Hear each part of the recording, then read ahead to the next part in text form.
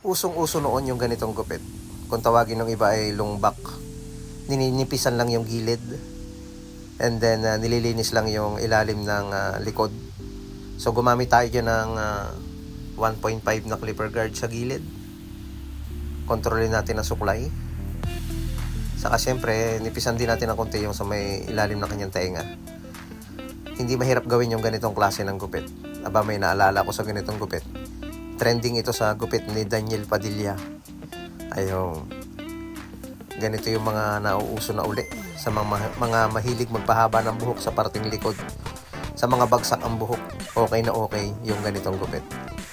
Overcomb and then wala nang clipper guard. Naka zero open lang yan. Pwede ding zero half para maging balanse yung pagnipis sa ibabang bahagi nito.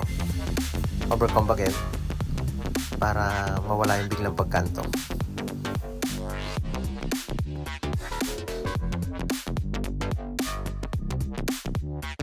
Pag naisipan ko magpahaba ng buhok, gusto ko rin yung ganitong gupit.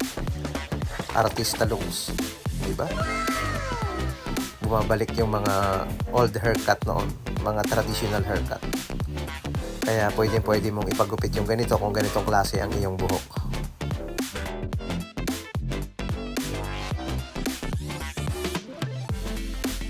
Gamit tayo ng trimmer.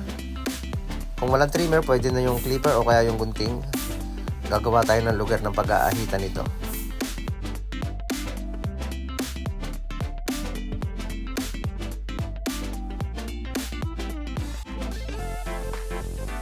Siyempre, linisin para maahitan natin ng maayos at basahin.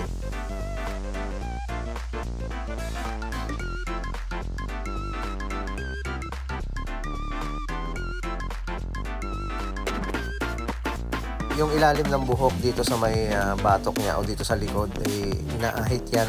Tinatanggal natin yung mga excess hair, yung mga sobrang buhok. Ayun.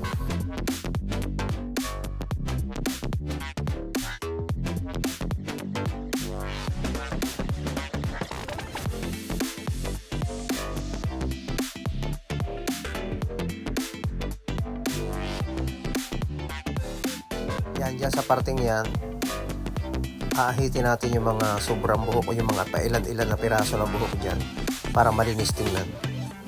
Para pag humaba yung buhok sa likod, mas maganda yung forma. Textured natin yung kapal ng dulo para hindi masyadong mabigat at magandang iporma kapag nilagyan natin ng hair product.